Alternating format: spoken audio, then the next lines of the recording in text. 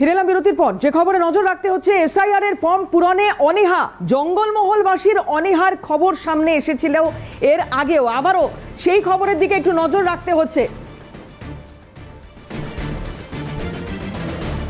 রাহুল কর্মকার আমাদের প্রতিনিধি রয়েছেন টেলিফোনে। কি জানা যাচ্ছে রাহুল? দেখো, প্রথমে বলে রাখি দেবাজ্যোতি, এই যে ঘটনা, এই ঘটনা কিন্তু যে মুচিকাটা সহ যে বিভিন্ন গ্রাম রয়েছে, বারিকুল যে থানা রয়েছে সেই থানার অন্তর্গত, এটি পুরো জঙ্গল লাগোয়া গ্রাম। এই জায়গায় একটা সময় মাওবাদীদের যে করিডোর ছিল, সেই করিডোরের লাগোয়া যে গ্রামগুলি, সেই গ্রামের মানুষদেরকে এই মাঝি সরকার বলে একটি সরকার রয়েছে, সেই সরকারের ফর্ম পূরণ করতে হবে, এসআইআর ফর্ম পূরণ করা চলবে না, এই ধরনের কথাবার্তা বলা হচ্ছিল মাঝি সরকারের পক্ষ থেকে। আমরা দেখেছি গত পরশুদিনে গীতা মুর্মু বলে উড়িষ্যা থেকে একজন প্রচারক, তিনি মন্ডলের মহিলা নেত্রী, তিনি এই গ্রামে আসেন এবং আদিবাসীদের সঙ্গে কথা বলেন।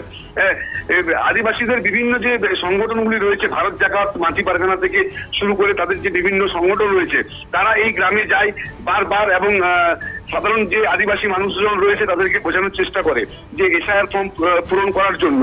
কিন্তু কোনো মতেই কিন্তু এসআইআর ফর্ম পূরণ করেননি এই গ্রামের মানুষজন। তার জন্য কিন্তু গতকালকে মাঝি সরকার এই তত্ত্বটা একটু জানবো, এটা কি? মাঝি সরকার একটি উড়িষ্যার একটি এনজিও, যেটি তিলকা মাঝি, তার যে উত্তরসূরি তিলকা মাঝি, এই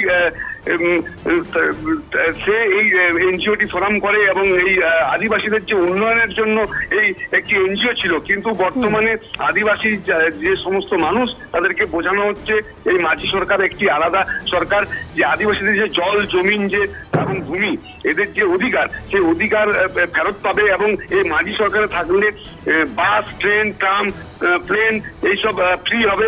এবং ভারতের যে নাগরিক সরকার রয়েছে, অর্থাৎ ভারতের যে সরকার রয়েছে, সাংবিধানিক সরকার, সেই সংবিধানকেও এরা কিন্তু মানছেন না।